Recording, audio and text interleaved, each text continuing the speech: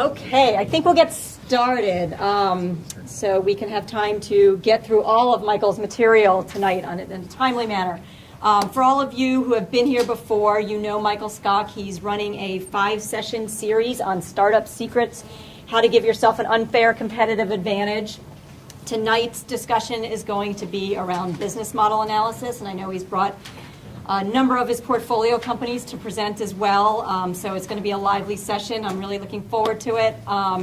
Without further ado, I'm going to hand you over to Michael and his team of people. Well, welcome everybody.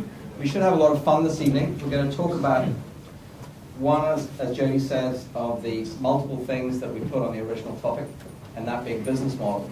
For those of you who've been at the other sessions, this will feel like it's in context. For those of you who haven't been, I just want to get a show of hands who's new here, therefore I can try to cover some of the background. Okay, quite a number of new people actually. Okay, so I will tell you this right before I get going, in which case. The value proposition session, which is up on the website, entrecapitalist.com, provides the background to what is it that you do and how do you do it uniquely well for who. That's the simplification of a very long 1-hour monologue by me.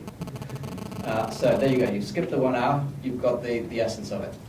And based on the value proposition, the business model is all about figuring out how you take that to market as a viable financial, sales, marketing, and even service and support model. So even though you've missed that, just think about whatever idea it is you've got, we're going to figure out how to build a business model around it today. If you missed the company formation piece, that was really around building the team and obviously hiring the people to make that a successful basis to take your enterprise and execute. And next session is very much the other side of the coin to the business model, because business model is so closely aligned to go-to-market strategy. So that gives you a little bit of context for those who haven't been here. All right, first of all, I'd just like to make some introductions. We've got a number of the portfolio companies being kind enough to come in as case studies this evening and also to help out in the workshop. So you've got real executives who have real day jobs, real entrepreneurs who have real ideas that can help you as you try to take yours and figure out what your business model is. So first of all, I'd like to introduce the active endpoints. Two representatives here, Mark Tabor and Eric Eggerson, if you'd just like to stand up. Mark's our CEO and Eric heads up sales. Thank you guys for coming. And then at Keban, we have David McFarlane and Ori Ernstadt, the CEO and founder respectively. And then from Demandware, who is represented by James Driscoll, I'll just say before he says anything, they're on the roadshow, and so he's basically been told not to say anything. Say nothing. I don't exist, I was never here. So unfortunately, we can't use his case study, but he's assured me we'll use one when they get through the roadshow. But thank you for coming. He'll be part of at least the workshop so he can engage with you. And then I'm lucky to have two of my partners here tonight, too. Not quite sure why they're here, except to check that I don't say something out of order. But Jim Moran from Northbridge. And then we also have Carmichael Roberts, who's also brought some special guests with him. Carmichael?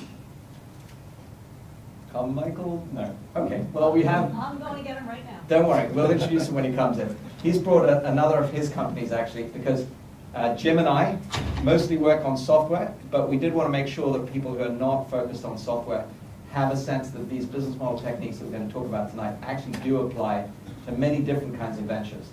And so, in fact, he's going to talk about one of his companies called MC10, which is in the materials space. Very good. So let's jump in with our agenda.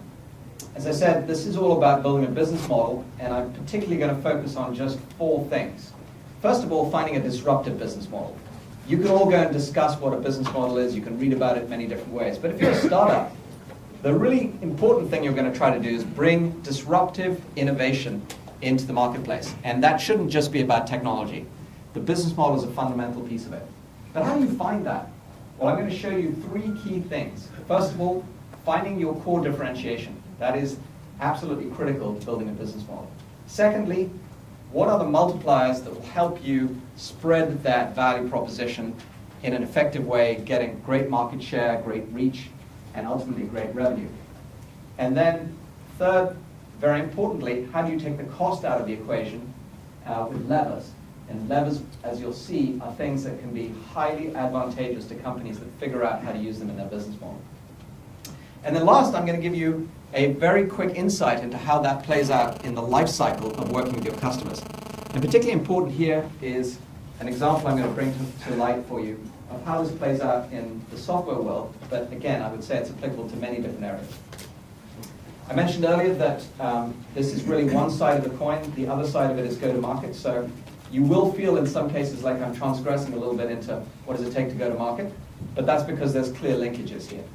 And then the most important thing about tonight is, of course, the workshop, and we're going to have a lot of fun with that. We've got 10 teams again tonight and 10 helpers, and Jodie's organized for us to have the whiteboards, as you see, around the room, so everybody can go write their business models up and come in and present them, and we'll have the usual voting at the end. Excellent. Well, with that in mind, I'm going to get the boring stuff right out the way right away. Everybody can go read this on the web. There are actually some great books on it. The basics of business models are around creating the value, so that's things like creating a product or service, delivering it, that's things like obviously how you take it to market, and then how you harness or monetize or capture the value. But we're here for a reason. We want to talk about startups. And if you're a startup, I want you to start thinking about business models creatively right away. Don't take somebody else's business model is my first piece of advice to you. There are plenty of business models around. In fact, it would be true to say that the best example of business models, of a business model probably hasn't been invented yet. And that's what I hope we'll get from you, is the next generation of interesting business models. Because this is all about how can you make a breakthrough here. It's not about picking somebody else's business model and just applying it to your situation. The chances are at that point you're adding very little value in your startup and you're probably not making any major impact. So I really want you to think about this literally as how do you change the game? If you could come in, for example, to a marketplace and literally rewrite the rules on your own game and cause somebody else to have an innovator's dilemma, imagine how powerful that would be.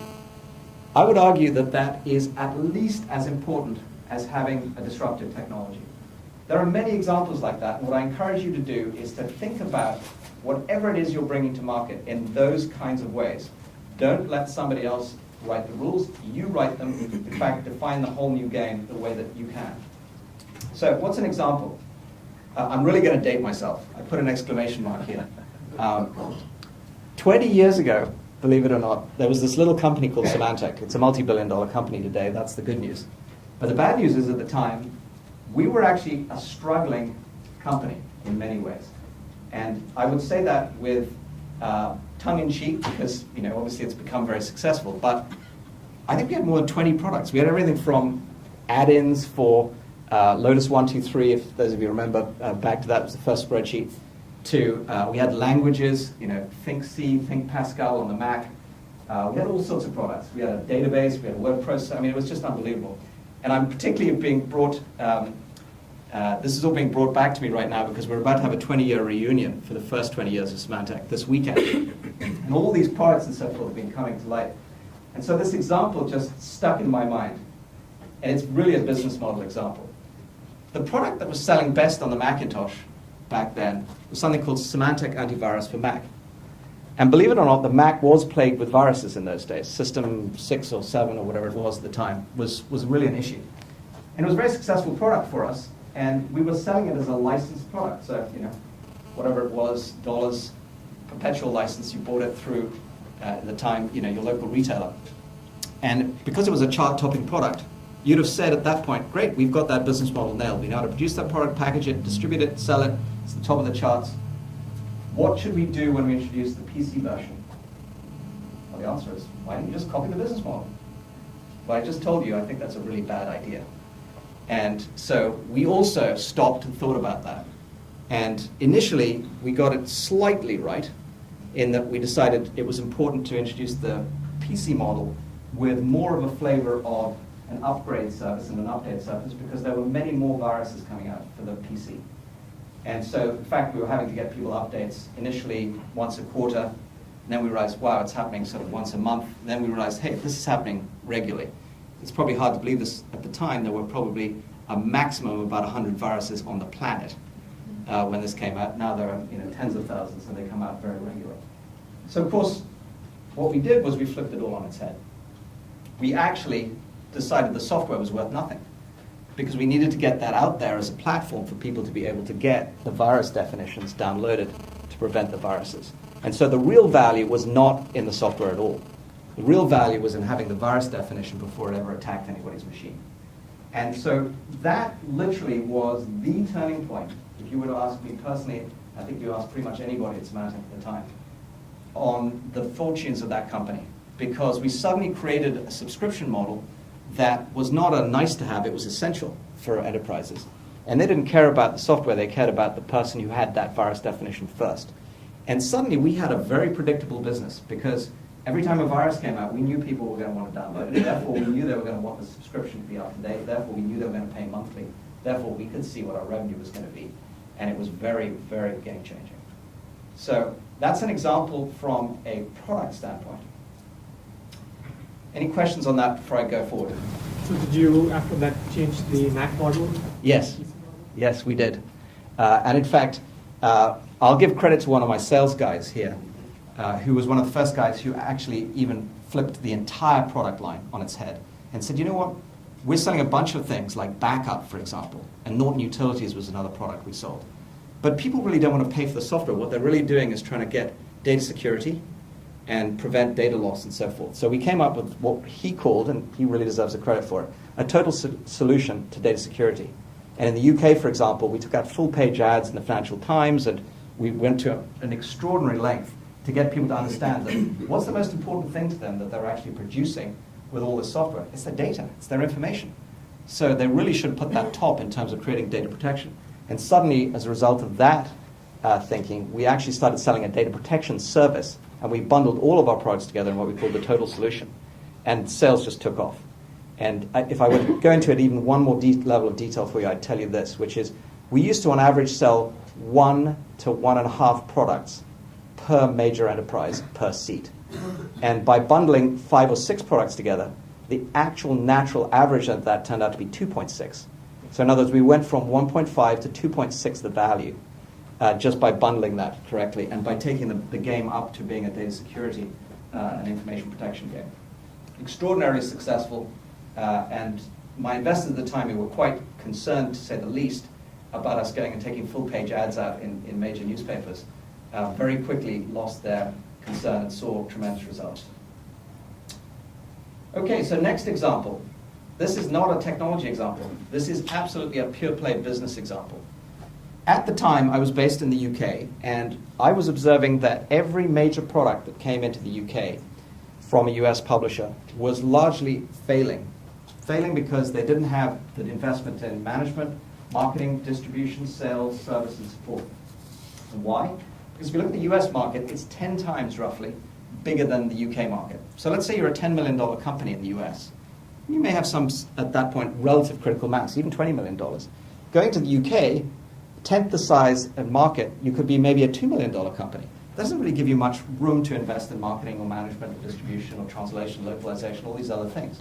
So it's very tough for US companies to be successful. And they typically went to just distributors and said, here, we've got a great product, put it in distribution. Well, products don't sell themselves. And so without the marketing and support, or translation in some cases, it was very unsuccessful. So I decided to come up with a business model that basically enabled US companies to bring their products to us as one entity, European Software Publishing. And because we had multiple products, we could get the critical mass in all the things I just put up on that, management all the way through to distribution. And as a result of that, we were able to provide, for example, introductions to the top times 100 companies, that's equivalent to 41,000 here. And if we'd already got that connection on one product, when we took on another product, it'd be very easy to open the door and say, okay, here's the next product. We did it very selectively, so it wasn't like a long list. It was very successful financially for the US companies too, because we would get these companies to about $20 to $30 million. In other words, highly scaled, highly profitable at that point. And then we would enable them to acquire them back. But it was also acquired back on a basis that there was something called pooling of interest in those days, but just think of it as a tax-efficient way to do it. It was non-dilutive, so it cost them nothing in terms of earnings per share, if you will. And it was ultimately acquiring something that had growing earnings. So the minute they acquired it, it was adding to their top line as well as their bottom line, as therefore to their overall stakeholder value. So it was like incubating, if you will, these companies till they got to the point where they were successful, and then acquiring them back on this anti-dilutive basis, on this just highly profitable basis.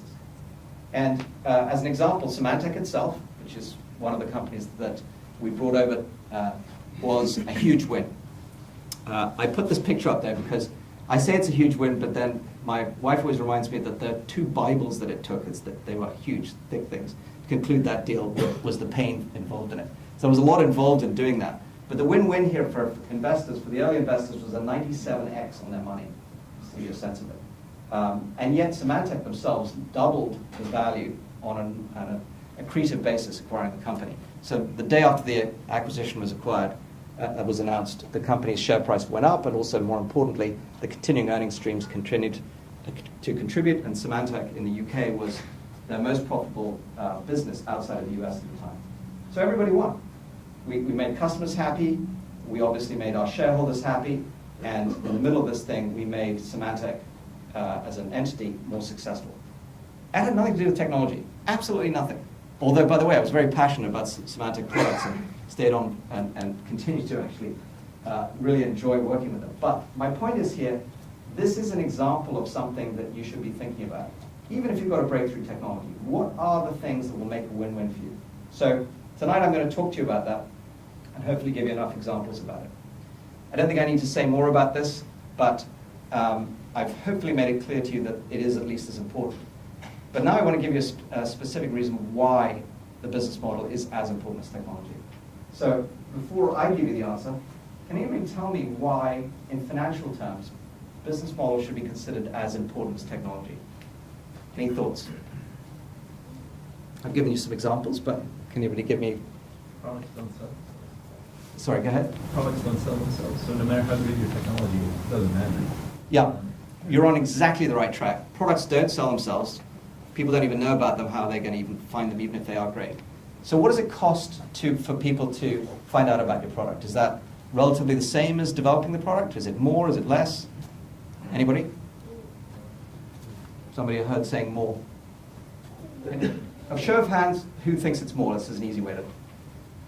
Okay, well, those of you who said more, you're right. The staggering thing is how much more. It's usually double. If you look at a software company, for example, P&L, you'll see that on average, companies will settle out at around 15 to 20% of their P&L being spent on R&D, and 30 to 40%, in other words, double, on sales and marketing. So what I'm pointing out to you here is, even if you've got a brilliant product, how it'll end up playing out in your business model is that double the amount that you're spending on your product is going to be spent, just as was volunteered from the back there, on taking it to market. And that's what this business model is all about. It's about how you get multipliers and levers to actually take the cost out and the revenue up. And in fact, I'll go one step further. I will say that the perfect startup storm, by the time you finish this session and the next session, should be very easy for you to define. It should be a disruptive business model with a disruptive technology, and then you're obviously focusing on a new market opportunity or target segment with an innovative way to get it there. You get those three things, you have my attention. Now, I'm not saying, by the way, that great companies don't get formed with one or even two of those, but if you have all three, you really have the perfect startup storm. So let's get you started on thinking about some of these models. Excuse me while I reattach my mic. These models here are just a sampling of the ones that I went to pick out. The wonderful thing about them, and the reason I picked them, is many of these companies didn't exist 5 or 10 years ago. One of the fastest growing companies ever is Groupon, and they came up with a completely new business model. One of my favorites, which I used for a while and didn't understand their business model until I sort of thought about it, was Mint. It's not a company that's actually trying to make money out of the software the way Intuit did to process your finances. It's actually a lead gen business that's actually driving lead generation to many of the financial services providers. And in our own portfolio, even though Jameis can't talk about it, Demandware has a very innovative business model, which, written in the S1, is all about revenue share. And I could say no more than that. But it's an example of what I think I'm making a point of here, and that is every one of these companies is at least in part being successful because of a disruptive business model. And we will talk about some of these examples, but they might be things that you've never even thought about associated with technology before, such as, for example, how do you do crowdsourcing? There's an innovative company in Boston called UTest that's actually taking people from around the world to test mobile phones in all the different environments around the world. You might say, well, why is that a big deal in a business model? Well, think about the alternative. There are so many different phone types with so many different carriers that can be used in so many different places. There's no possible way you could recreate an environment that would test all the different scenarios for mobile phones and mobile applications. But if you crowdsource it all around the world, you can get a real sampling of what might be the way to test things. So their business model actually not only solves that problem, but actually, of course, leverages low-cost labor around the world as a lever to help them be very effective in their test. So I would say any one of these examples is one of many I could have picked to, again, hopefully get you thinking about what could you do to be disruptive. So what are the sample questions I'd recommend you start with? Well, amazingly, people come in and they almost invariably say, we have a product. Yes, you may have a product, but is it really a product, or is there a process associated with that product being used? In which case, is the process more valuable than the product? Do you really only have software, or do you have to have services to actually make this successful? In which case, is the service more important than the software? In open source, you will find that the software is free, so unless you have services, there's no value. Is it open or proprietary, and so on and so forth? Here's one I'll pick out for you, which I think is rapidly emerging as an interesting new business model. As we get networks of people working around these products and services, we're collecting tremendous amounts of data on people.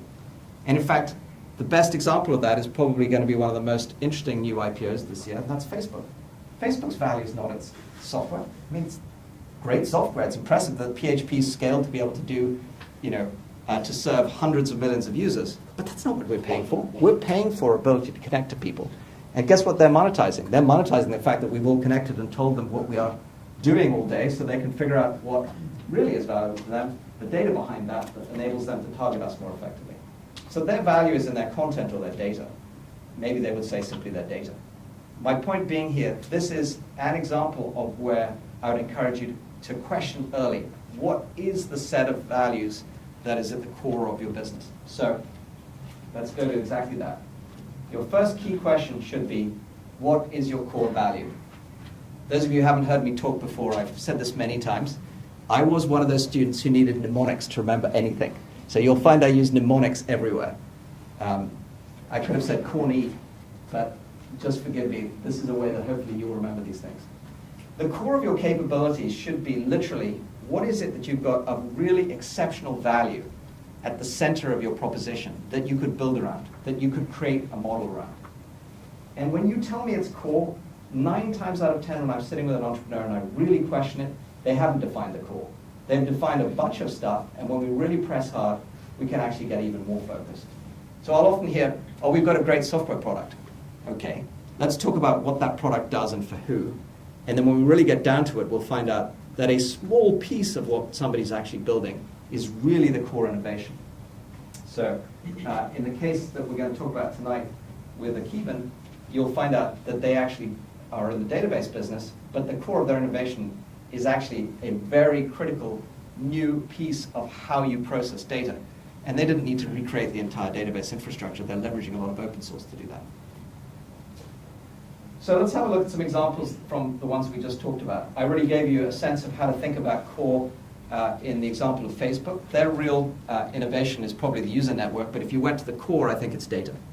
And what they do with that data, obviously, in terms of using it for advertising as a business model is really interesting. Now, they may change that. They may decide that at some point there are other values, but if they hadn't got that core right early on, I think it would have been very difficult.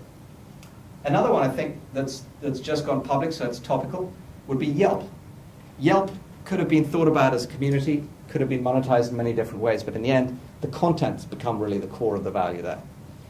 Again, if you look at what's going on now in the world of the net in particular, a lot of times what people are building is some form of user-generated content around the network, and there are many ways you can monetize that. But I would say to you, the most important thing you should do is, again, instead of just saying, well, how can I monetize it? And just say, oh, well, advertising is always thing. Before you do that, say, well, who else am I competing with? And if everybody's advertising, using advertising in the same way as you are, you probably don't have a competitive advantage. So try to flip it. Try to create an innovator's dilemma. You think about what Christensen has talked about many years, which is creating some way to do something that can't be followed, as opposed to just following what everybody else has done. And so when you think about monetizing your core, think about where others are most vulnerable and where you could do something that, again, changed the game, go back to that metaphor, and rewrote the rules and gave you some way of monetizing that was really tough for others to follow. I'm a huge proponent of open source, if you haven't figured that out. Do a lot of investments in that space. And the reason I love it is that it's tough to compete with free, which is really what open source is at its core. But it's very easy for open source companies, therefore, to attack existing marketplaces with an offering that is delivering the same value at no cost and focused on making the customer successful with support. Because the customer loves that and the competitor can't compete with free. So think of things in those ways, whatever it is that you're addressing. And if open source helps you think about it, I'm happy to talk to you more about why we love that as a business model. Okay, so core is first point. Now I'm going to introduce you to the next two concepts, multipliers and levers. And they work around your core, so these are not separate to it.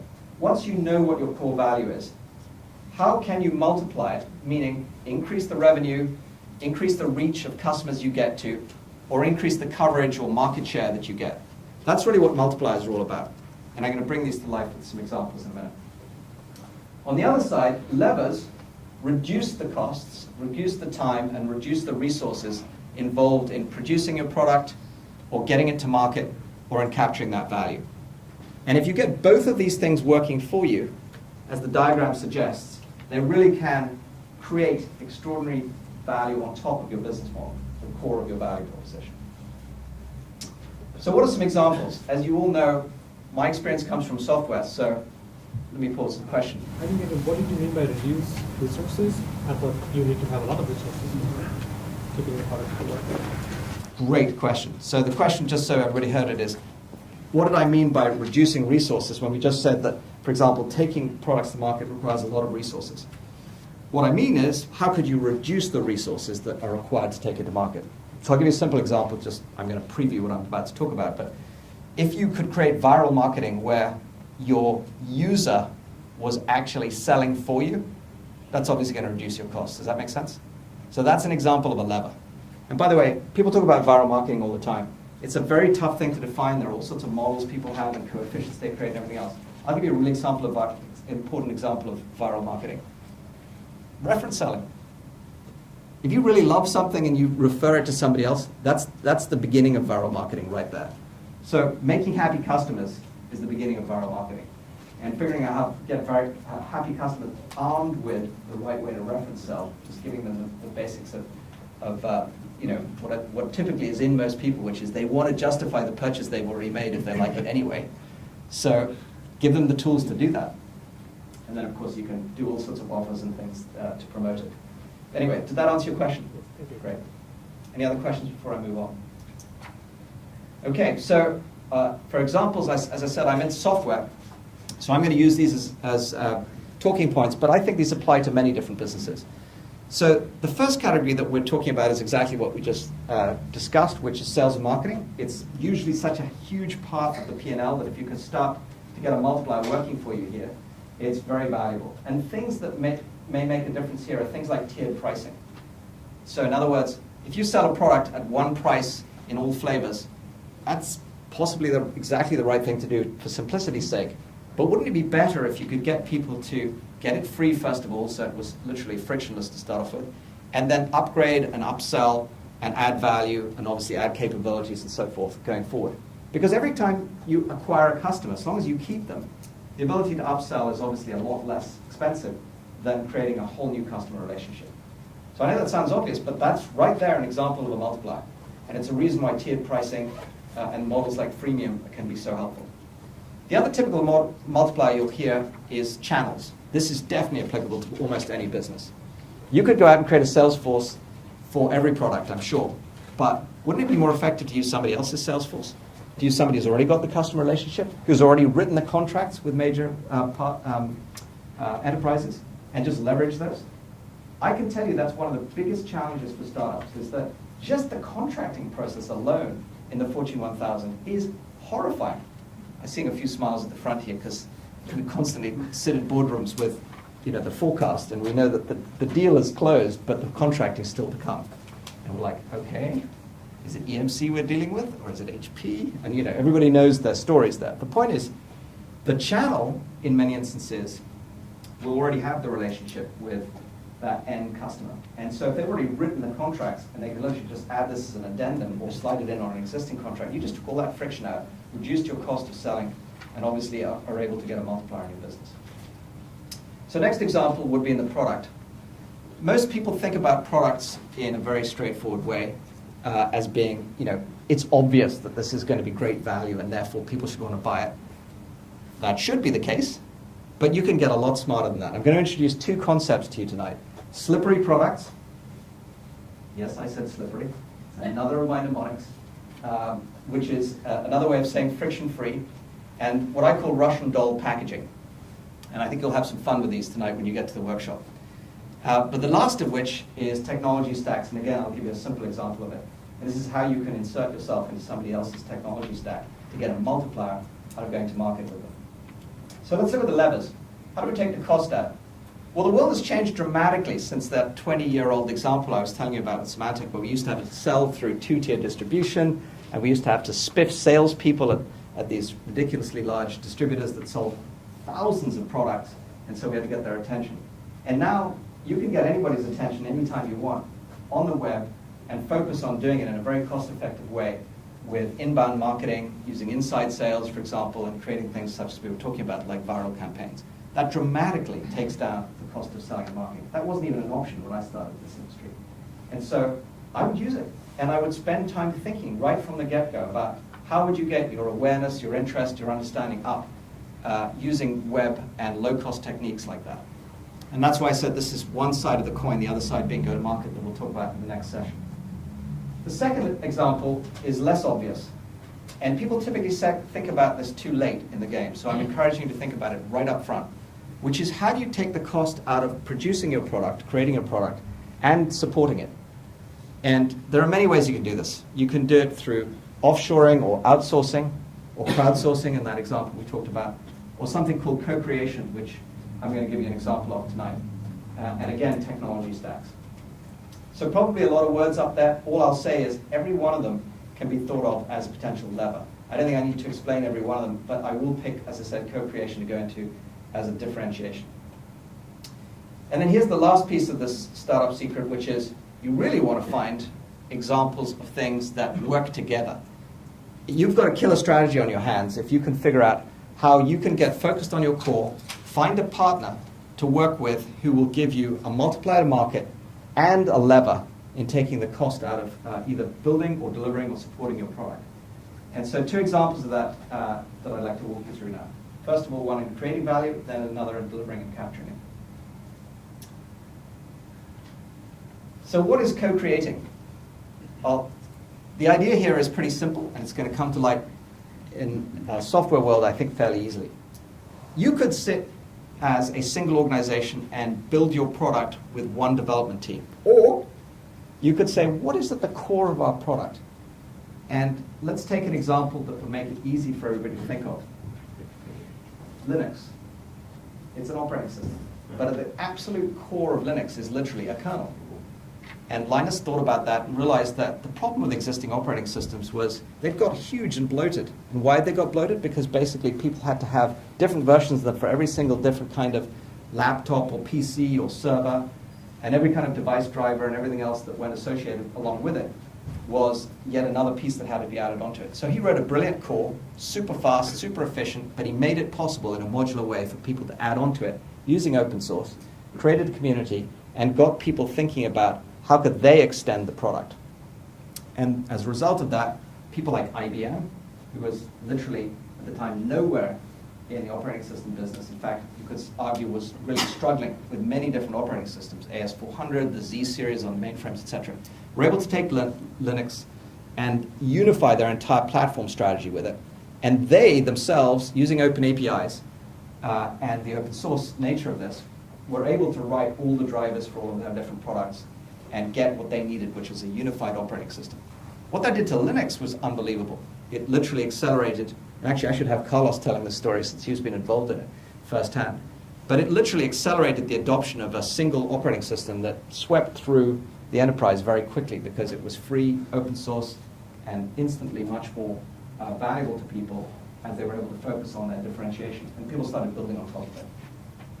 So that's an example, and it's an open source example. But if I jump to the top and I give you just a little bit of thinking around extensibility, this is a simple concept.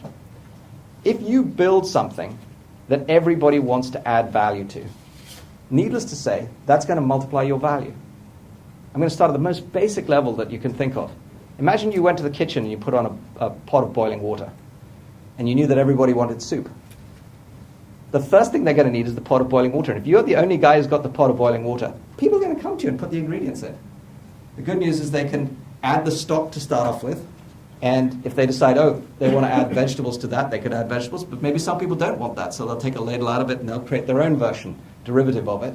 And they'll add, not vegetables, but maybe meat to it because that's the way they are. The next guy comes along wants to add pasta to it. The point is, somebody thought about that in a very basic way, and it's exactly what I'd encourage you to do with your product. They said, what is the core thing at the base of soup? Boiling water. Think about your value prop in that same way, and then think about how easy would it be for people to come in and take a ladle and take some out and create their own version of it, or add to it. If you can find ways to do that, and that's why I love extensible open APIs for software, for example, which is just a fabulous way for people to do this. And if you can do that really early on, you'll be very successful. Here's the next little detail, but a super important one. If you do it in a way that internally you test that right away. So in other words, let's say you're building an application, but the application requires certain core services, like, for example, user input, user validation, and so forth. Why wouldn't you write those as capabilities in your platform that you had to build on internally? So you had your team of apps builders who know what the application logic should be, but they have to internally build on the APIs for user validation, user input, user experience, etc. Immediately, you're creating a customer internally that is testing your openness and your extensibility of those APIs. And when I see software companies who do that, they build on themselves. I watch product development go way, way, way quicker. And I've seen it over and over again. Demandware, actually, although James can't talk, has done it superbly well internally. They do exactly that with their e-commerce application. So it's a small tip, but it's a good starting point. Figure out how, even internally, you can build around your core, and how you can have customers from one part of your organization working on another piece of the capability elsewhere. It's literally eating your own cooking, being your own customer. Summarizing this, I would say as follows. You can get smart about creation by thinking about who are all the other people who can contribute. And if you can find a way to actually incent them to get value out of co-creating with you, you're in a great starting point. It's going to be both a lever in terms of taking your cost down. It's going to be a multiplier in terms of those people obviously spreading the word. Okay. Now let's talk about another example of levers and multipliers in delivering and capturing value. Delivering and capturing value. Here is one which is pulled from a list of 20 I could have talked about, which again is a favorite for me. It's as simple as a strategic partnership, and yet it's as significant as to be a major lever or multiplier for, again, almost every software company I work with figuring this out. And I'm going to give you a specific example of what might make a great strategic partnership, where both levers and multipliers around the core can make a difference. So if you are a software company, you'll know this without me telling you. You have to figure out what are the key capabilities that you're going to build around. And it always involves basic things like compute and network and storage and database. I could have added 20 things in here. You probably don't have those as distinctions unless you're a security company or a database company. And you'll want to go and ultimately expose applications and services at the top of that. If your core capability can fit into somebody else's stack right in the middle and fill a gap for them, for example, if you are able to be a load balancer that enables people to scale out, and you do that on top of people's database and storage capabilities, then why not fit into their stack? Why not go build for their capabilities so that you literally neatly can integrate and create a much more fulfilled product experience for anybody who's trying to build applications at scale that need load balancing? Well, obviously that's what the opportunity is in a whole product strategic partnership. And whole product is a Geoffrey Moore term. As you know, I'm a student of his. He'll be here at the end of the series. And it really describes how you deliver a complete solution to your customer. So if you've only got a piece of it, you can find partners who've got the rest of it. I would say this is a great example of a multiplier and limiter that can work for you. What happens when you do this is best described with an example. In one of the companies I started in the analytics world, we had a capability to do what we called real-time inline analytics. What the hell did that mean? It meant that before that point, everybody who was doing analytics was typically getting reports, a week after things happened, or maybe a month after in some cases. And we said, guess what? Before you even transact with a customer, wouldn't it be helpful to find out if they're a profitable customer to deal with, what their preferences are, what the things are that they might also want to buy from you? And that required real-time inline analytics. But the trouble with that is, analytics is a tiny piece of the challenge of getting that data, putting it in a database, cleaning it with what's called ETL systems, and then getting into a place where you could actually do what we did, which was the real-time inline analytics. And then on top of that, you had all sorts of things people wanted to do with them, like present them and even analyze them further in Excel, etc. So we realized the big giant in this space was IBM. So guess what? We did an unbelievably obvious thing, which was we wrote right into the core of IBM's stack and made sure we worked better than anybody else did with IBM's DB2 products and also their WebSphere products and their middleware, and also with their tooling even. And the result was not terribly surprising. We ended up getting huge revenue uplift, not just because people were able to sell our product at IBM, but because it brought credibility to us, that IBM was actually partnering with us and was taking our products to market. It opened all the doors.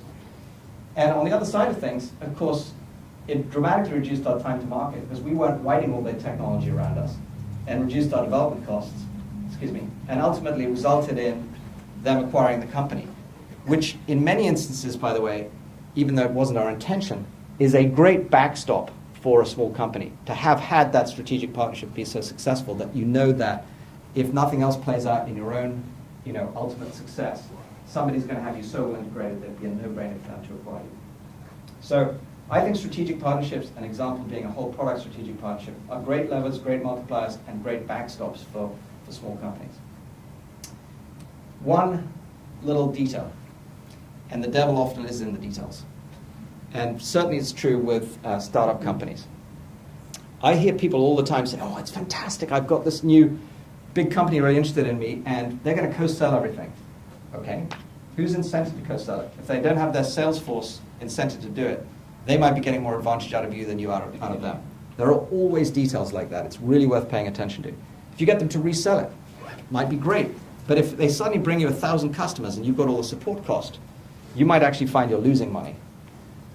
Likewise, I often see small companies make this mistake too. They go and write OEM deals, and they think they've got tremendous distribution reach, but they've got no upsell capabilities. They basically just gave away the golden goose. Huge mistake. So here are some things you can do. The first is actually a strategy, not just to OEM, but also for, in general, helping you with your products and how you get multipliers and leverage out of them. It's what I call building a Russian doll. It's going to be very obvious, I hope, where you might do this, and then I'm going to get one of our companies come and talk about how they do this. Come up with a version that's free. Then find some way to give limited access to it for a different price, some upsell. Give a personal edition out. Once it gets used by lots of people, make a workgroup edition. If lots of workgroups start using it, make a corporate edition. Once it goes global, make an enterprise edition. It isn't that hard, but you'd be amazed how many times this is the difference between, for example, an OEM deal working and not. If you know you've got all those editions, and you just do an OEM edition, for example, on the personal edition, or the workgroup edition, you know you can go back and sell all the capabilities of the corporate edition or the enterprise edition. And therefore, getting the reach from the OEM made tremendous sense, because you can do the upsell. But don't go in there without that in your back pocket. Know upfront what you're going in there with. Know exactly upfront what you're going to do as an upsell. And then, to the point about going to market in general, this strategy works out for lots of other reasons. You'll find that it's a great way of giving a digestible starting point to people. It's a great way of allowing people, as I said, to taste a small piece of the value. And if you can do that free, that's a great strategy in many instances. And then it gives you all these upsell options. And it gives you tremendous channel flexibility, not just with OEMs, but you can go to, for example, different channels for a personal edition than you would, for example, for an enterprise edition. Or you can go to VARs who want to build around, for example, or systems integrators, who want to build around a very small piece of your core functionality because they want to differentiate with all the capabilities they might bring in a vertical market. Let's say you go to a VAR, for example, that takes just the core and takes it to a medical market, and yet another one who takes the core and goes after the financial market.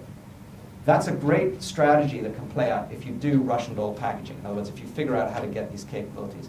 But if all you come out with is one galactic edition, which has everything for everybody in every market, it's going to be really hard for people to deal with you.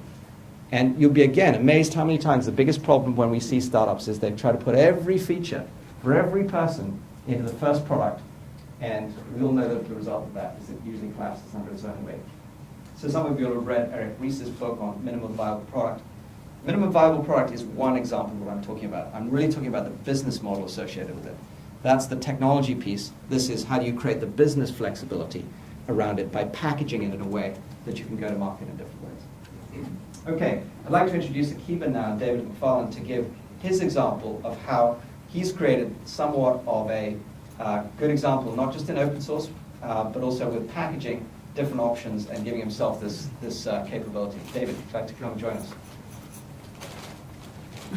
So just an opportunity to maybe walk you through how we've actually taken several of these capabilities and combined them in this go-to-market strategy. Just a reminder, some of you may know from the prior meetings, but at the very core of what Keepin does, what our secret sauce is, and it was this man in the middle here who invented it, is something we call table grouping. Simply put, we understand how an application uses data, and then we group that data together, and the net result is that transactions and queries run 10 to 100 times faster. It's a huge breakthrough in terms of capability. So what we've done is that we've taken that core capability and we've released that as an open source product. The idea is to drive as much viral business as possible. It's developers who drive these technology decisions. It's the developers that is the 10,000, 100,000 strong sales force that we can use to compete with the likes of Oracle. What we've also done is allowed those developer communities to extend our product by integrating it into their own development environment. So for Ruby and Hibernate, we integrate into their environment so it becomes a value add to their stack, and again, they drive it through their own distribution, and they own that value and they drive that value. But what we did is we created a pluggable architecture, and as a pluggable architecture, it means that we can add critical additional components that will add unique value to the product.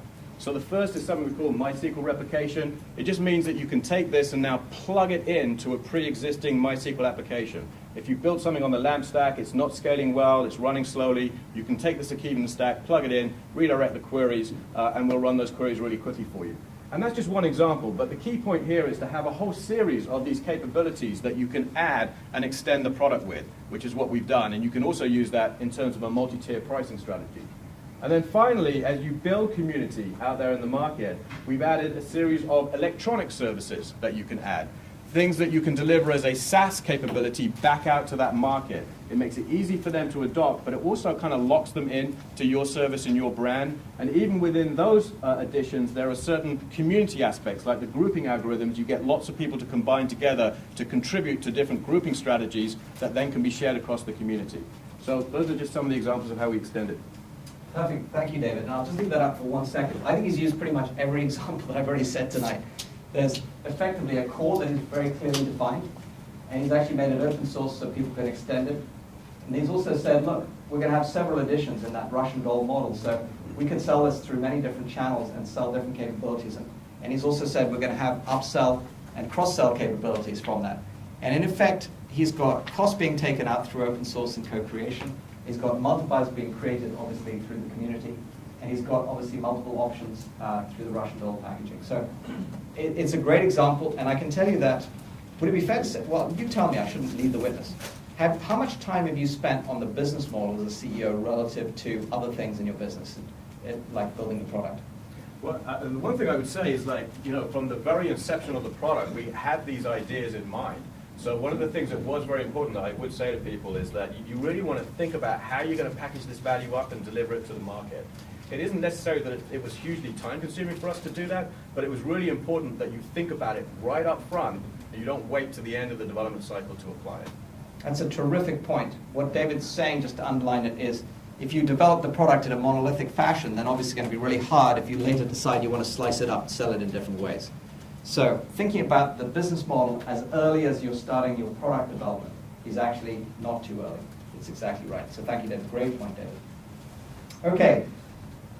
Apple made a launch today, no Steve Jobs, so I'm going to have to do as the poor substitute. One more thing, and actually I think it's a really fundamental thing. There is actually a tendency for people to think about these things, i.e. business models, as snapshots.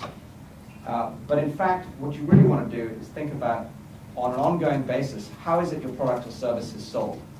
And so I'm going to take you through a series of things that will give you a sense of the product lifecycle. And it starts with something that I've always really enjoyed watching companies who get it right do. And that is creating what I call slippery products. When I told my daughter this, she said, "Dad, what have slippers got to do with products?" Kind of missed the point, but anyway, we'll see if we can get it across tonight. Okay, the first thing is creating a product that is simple to use. Obviously, the simpler it is, the more likely it is for people to instantly get it. The second is low to no initial cost. That takes more friction out of it. The third is installs easily. You'd be shocked how many times, even if something's free as an app on your iPhone, think about it. If it takes a while for you to install it, and it actually isn't immediately functional, it doesn't have some component, or it doesn't fill in too much data or whatever it is to get it going, you're not going to use it. And then, how does it prove its value really quickly? If it instantly delivers something back to you before you have to put a lot of stuff into it, you're going to start using it. Next on the list is obviously, does it play well with others? In the enterprise, this is incredibly important, because if it disrupts everything, even if it's free and it's incredibly easy to use and you're getting value from it, but you have to replace everything before you can use that, it's going to be really tough. Next is obviously ease of use. But I say this, and yet it's amazing how many people spend zero time up front thinking about user experience. The user experience is everything. It's usually what defines, how often it gets used, how it gets circulated, and so forth. And so pay attention to that up front. From a business standpoint, we've been talking about this, the customer is going to look at payback and ROI. And so make it obvious. Make it obvious right up front why this pays for itself, why it justifies itself. In the end, my favorite one is the why. Why not? Why customers can't live without this should be what they should be thinking. Not why might they try it, but why can they literally not live without it? That's back to that gain-pain equation for those of you who are here. If you give them so much gain and there's no pain, because it's so slippery, friction-free to adopt this product, they're going to buy it. So I would actually say one of the most important elements of the business model is in fact creating slippery products. It's creating friction-free products. And oftentimes people say, well, R&D's got nothing to do with the business model. I'd say it's got a ton to do with it. We just talked about one example, which David gave, which is about how you chunk it up. But actually, if you right from the get-go figure out what your business model is and you decide to create a slippery product, you can take a ton of the friction, in other words, the cost, out of marketing, distribution, sales, service, and support. So it's worth taking that thought really early on into your thinking as you define your business model. And to help bring this to life, I'm going to introduce Mark Tabor, our CEO from Active Endpoints. And as Mark comes up, I'm going to tell you a little bit of story to set him up, because I actually inherited this investment, and that's never an easy thing when you're a partner in a venture firm. I didn't inherit Mark. I was lucky enough to go recruit him. But it was a middleware product. It was a tiny piece of a product, actually. They had something called a Beetle engine. Yeah, you don't need to know what that is. I'll just tell you it was a feature. And so it wasn't even a whole product. And Mark came on, and the first thing he said to me when we were going through recruiting is, I don't want to talk to you about the product. I want to talk to you about the business model. I've got a vision for how I can take this thing to market. And he didn't use the word slippery, although I think I've coaxed him into using it now. Way. And it's turned out that he's figured out how to sell complex, very difficult stuff to sell anyway, in any model, middleware, in an exciting way, typically selling something of the order of tens or hundreds of thousands of dollars worth of value over the phone. This is a company that's doing millions of dollars of revenue, has literally been growing at phenomenal rates every year without having a single outside salesperson. Extraordinary. So Mark, how did you do it? Yeah, so in actuality, we did structure the whole company out of this concept of making it simple and how we bring it to market. Process automation, which is what we do, it's been around for a long time. Business process management, the corporate IT people have been, able to accomplish things for their users for a long time, but it's way too hard. And so the concept of active endpoints has been, how can we enable the business user to make their life simpler by doing these things themselves?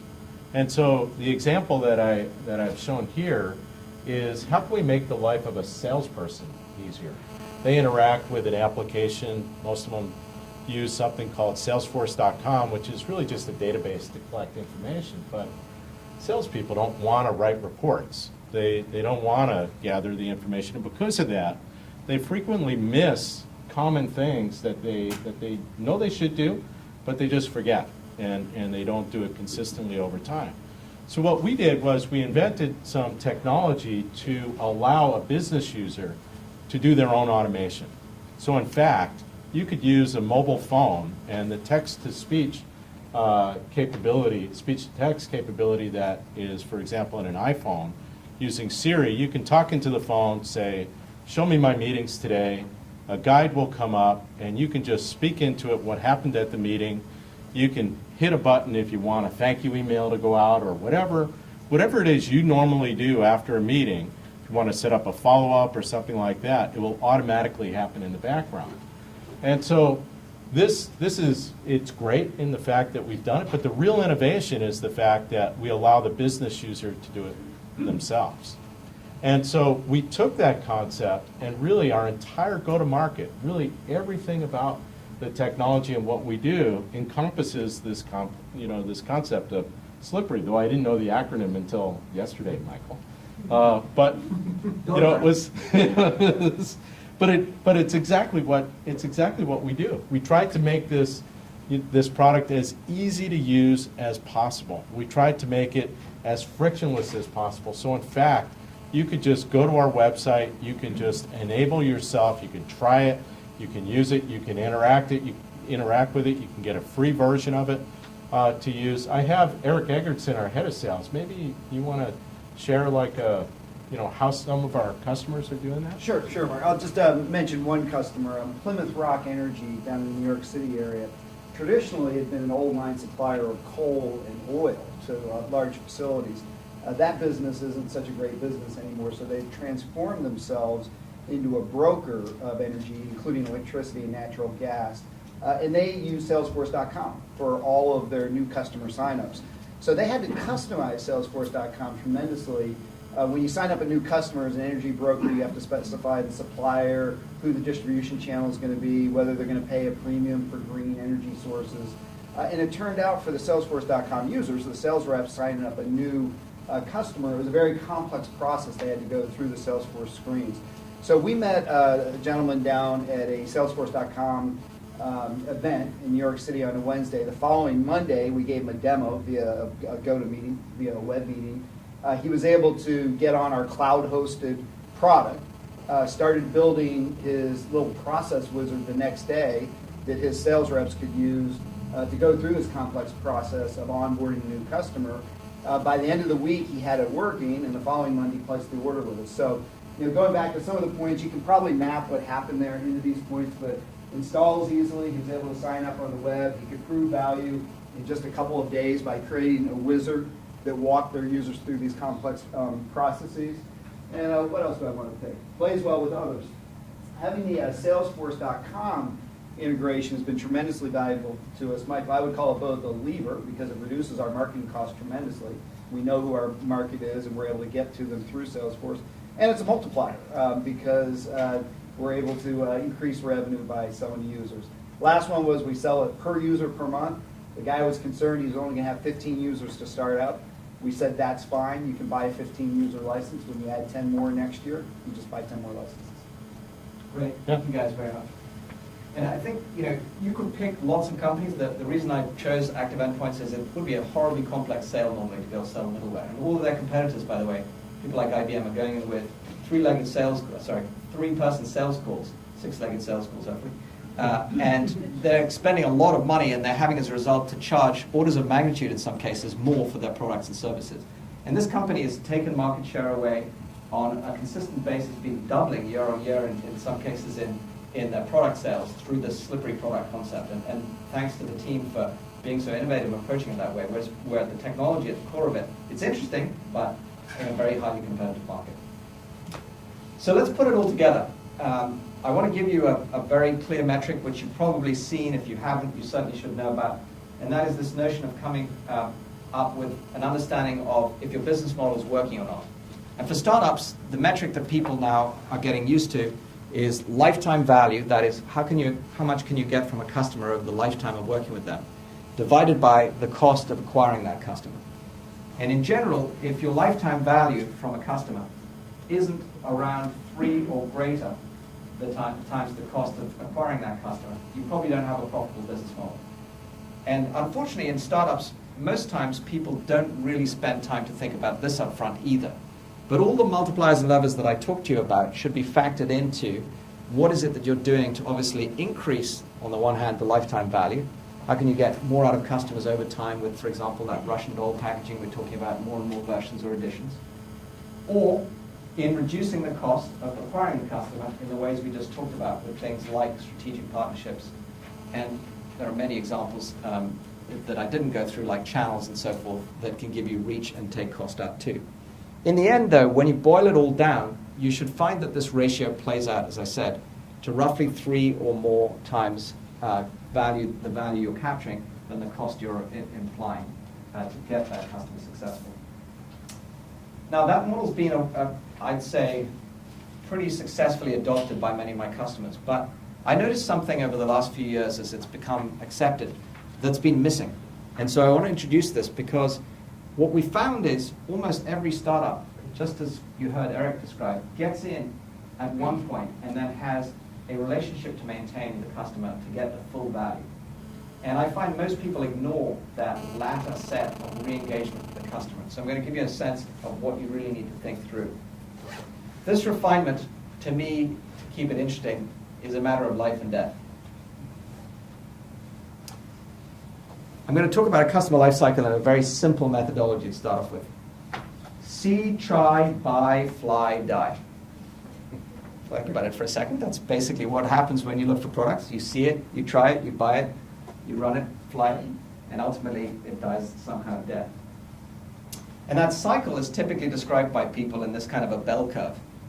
And the problem with it, at least in the software business and many B2B businesses, is if it really looks like this, you have a long, costly customer acquisition cost, a slow payback period, and very short lifetime value.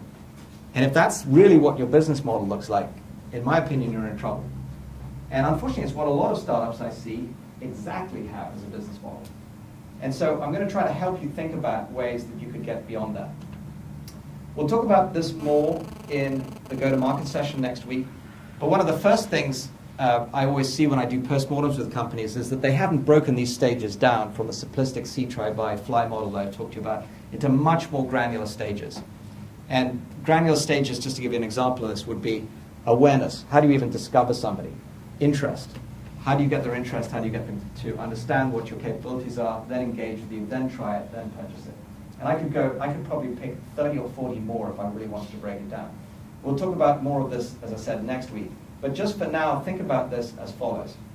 Once I've bought the product, how do I stay engaged with you? What is it that I do to repurchase? So I'm going to introduce an obvious obvious idea here, and that is, how do you re-engage the customer after they've bought? How do you actually get them to retry the next capability that you introduce, either the upgrade or the update, or the whole new version that you just came out with? So in this cycle of re-engagement and repurchasing, and there are a lot of steps that are basically the same as you did when you first introduced the product or connected with the customer. And if you get them right, it turns out you really dramatically change the cycle. In fact, what you really want to do is, of course, have the cycle occurring over and over again. The customer keeps coming back to you as your preferred supplier, or as your trusted source, or as a person where they'll buy the next set of capabilities. And if you can do that successfully, what you'll find you can do is dramatically extend the life cycle of the customer.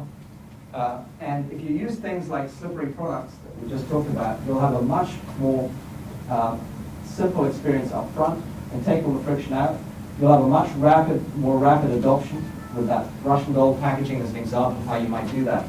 And then very importantly, you'll have a much extended life cycle because you'll find ways to re-engage the customer over and over again. So it's a lot to take in, and what I felt like I should do is give you an example of how actually you can avoid the death that happens here in the software world with an example of exactly this. So how are you going to have a long, happy life is really the question in the software world. Well, when I started out, as I said, I'm dating myself, IT was the only person that installed stuff. They were the only people who customized it. There were infrequent upgrades. Most of the stuff actually sat as shelfware, as we called it. It was all proprietary, and people licensed it on a perpetual basis. The poster child for this probably would have been Oracle, quite frankly. But it's all changed. And in fact, if you use all the techniques we've just said, what you can use is the web to make it easy for people to trial stuff. You can then make it easily self-service. As you just heard Eric give that example, the customer didn't have to come in for training or figure out how to configure or install the thing. They were just using it on the web live, trying it in their own situation. It can be on demand, so there's absolutely nothing for them to actually buy initially. It can be available literally over the cloud. And software as a service is very much the poster child for that. And obviously, if you make it open source or extensible in some way, they can extend it or add to those capabilities themselves. And ultimately, through a subscription model, they can buy it as they need it and pay for it as they use it. The result of all of that is what creates this extended life cycle. It creates this incredibly easy basis for people to try things, adopt them, and then buy them as they need them, and then on a subscription basis, keep reusing them. And underneath it, the engine for it is very important for you to think about, which is how do you keep engaging the customer? And I'll say again, what I often observe with startups is they think they've got the customer, and they think that just continuing to introduce new innovations is the answer. Maybe. You might have that kind of customer. But how many times have you downloaded an iPhone app recently, for example, and then never used it again? Show of hands. Okay, a lot of you. That's exactly what I mean by this blue circle. I will tell you that that's a big problem for mobile app developers, and it's just a bigger problem for almost every example of software in B2B or other worlds too. So you've really got to think about this blue circles I put up there, this notion of acquiring, not just acquiring, but re-engaging customers. So let's bring that back to the model that I said earlier and just add that extra layer. What this is about is not just the levers and multipliers around your core, but also thinking about how you not just acquire the customer, but re-engage them and continuously stay in touch with them so that you don't get that iPhone app dying, but in fact, you find some way to reconnect with them. It might be a new map that you send them out if it's GPS, or it might be some new set of content that you send them out if it's a recommendation service, or it might be some new data that you send them out that makes it obvious for them how they can connect if it's a dating application. Those things turn out to be the difference between products that have long life cycles, that engage the customers, that get more lifetime value out of them than anything else. And so I reinvented that acronym and called it cost of customer acquisition and re-engagement. It's the R there. And instead of it being lifetime value, it's life cycle value. That's the L, the C in there.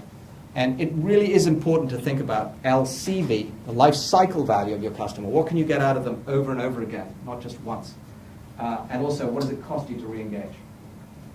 So when I describe this to startups, I find that most people have challenges initially getting what do I mean by those kinds of things. So here's an example. Re-engagement costs are typically things like support. Support should absolutely be factored into it. It's not just sales and marketing. Keeping your customers often involves customer service, and if you're in a B2B environment and you're selling anything like a complex product, it often involves professional services. So all of those costs should be factored in to the CARC, the cost of acquiring and re-engaging customers. Any questions before I move on? We're nearly at the end to get you to your workshop. Okay, so now you have a model which I think is really quite compelling to be able to work with things. And for those of you who were here when we talked through the value proposition on gain pain, it also is exactly the same concept and principle as we talked about in gain pain. They're just two views of the same problem. For those of you who were there for this workshop, we talked about how could you take the pain out of a customer getting to grips with your product and give them all visibility in the game. Well, think about it for a second. That is how the customer will view it. What you're going to view on the other side is the measurement of how much cost is it taking for you to actually get the customer to adopt this product. That's the CARC. And how much can you get from that customer as they get those gains over time throughout that life cycle. That's the LCV. So they're just two sides of the same principle. And they work around this whole notion of the core of your value proposition. So good business models, you will constantly be going back. I could make this single template a basis for discussion in every startup. What have we done to take the pain out? How is that reducing our cost of acquiring the customer? What have we done to make it obvious to the customer what gain they get right up front? And how can we make that work over time to be a very large lifetime value, life cycle value of the customer? So with that, I'm going to summarize and get us onto our workshop. I have a question. I guess it was unclear to me the concept around the Russian dolls. Yeah. Is the message that you're recommending to have various versions of a product, a single user, a small business, an enterprise? Or I guess the counter for that is what happens if your product is only geared towards enterprise, large companies, and a single individual average customer wouldn't have much value out of that. Am I missing something? No, you're not. You've actually got a great example to challenge me on. So if your product, just to repeat the question, does the Russian doll strategy work, for example, if you've got a product that's only valuable if you sell it to an entire enterprise?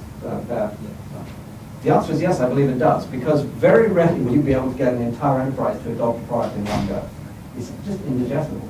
I mean, I made this mistake as a young entrepreneur. I've tried to go sell people like Pfizer an entire Salesforce package for analytics and say, hey, why don't you buy this whole thing, because your entire Salesforce will get value out of it if you can all see all the data on all the products you sell. It's not going to work because it's so difficult to get a big enterprise to adopt any change. You have huge pain in doing that. And it's going to take you months in a sales cycle, and you're going to spend a lot of money doing it. But even though the value might be the whole sales force, if you gave them something right off the bat, which is, look, here is some data on the benchmark of just one of your sales teams, maybe in a small region, for example, of how they're relatively performing in terms of their sales effectiveness. That's immediately valuable to them, and that small team can adopt it very quickly. And if that team sees success with it, they'll recommend it elsewhere, and pretty soon you'll get, obviously, not just regions, but hopefully whole groups, divisions, or theaters, as they call them in large companies, adopting it. So the reason I always think about it is that it's all down to the same pain gain equation. You've got to take the upfront cost out of getting that customer, and you've got to make it really digestible and easy for the customer. So if you don't want to call it Russian doll, you want to call it chunking up the elephant, I don't care. The point is, find digestible ways to get that first introduction to your customer to be as painless, as slippery as possible. And then, obviously, it's a great product that you can keep re-engaging, and that's why this piece is so critical. If you can keep re-engaging them, adding more value, opening up more and more of the dolls, if you will, exposing more value, then you will get more and more lifetime value out of that customer. Does that answer your question? Yeah, it sounds like it's a way to also start gradually building credibility. Absolutely. Absolutely. The biggest challenge startups have, and it's amazing how many times we struggle with this, is just that one word you use, credibility. And I think I mentioned it on one of my slides. Oftentimes, a strategic partnership is at the top of the list, providing a company credibility. An example from our portfolio, just to give people another real-world case study, was we had a great entrepreneur, we backed him again, actually, Ash Ashutosh, in the storage world. Came up with a concept in a company called AppIQ to make it possible for people to store data independent of the underlying infrastructure. So in other words, it doesn't matter whether you bought storage from IBM or EMC or Fujitsu or whatever. The application above could use AppIQ to store it in the most cost-effective manner. It's a brilliant idea, but the problem is applications are mission critical. Storage is sold by big companies. There's only about 5 of them in the world who own that marketplace. And how the heck was a little company going to get in the middle of those two things? He did a genius thing and found a way to make it possible for that to become effectively very simple for people, painless for people to try. And then he went and did a deal with one of the major vendors, and then it made it obvious that all the other 4 needed to play, otherwise they wouldn't be competitive. And pretty soon, he owned that marketplace and had a great exit and ended up being CTO of storage at HP. And now we're back in his latest startup, Actifio, and he's doing it all over again. But he really understands very, very well. Maybe I'll get him to one of the workshops. Does that answer your question? Thank you. Any other questions from people before we summarize here? Okay, so as you go off to your workshop, what I want to try to get you thinking about is, what is your disruptive model going to be? How can you make it as significant as your technology? Can you focus on a core differentiation, not 20 things that you do, but hopefully one? And what will be the multipliers and leverage that you will give it with innovations like we've talked about this evening, co-creation or strategic partners, or Russian doll packaging or slippery products?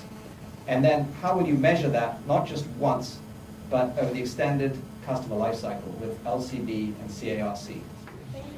So I hope everybody had some fun this evening. I must say I continue to be blown away by what a great group this is, because if you look at some of the things we were trying to do, and we were trying to figure out, could you come up with a core value problem? A number of you took some pretty bold moves to not declare it as the obvious thing in the technology, but focused on things like data or data and analytics, or content in one case.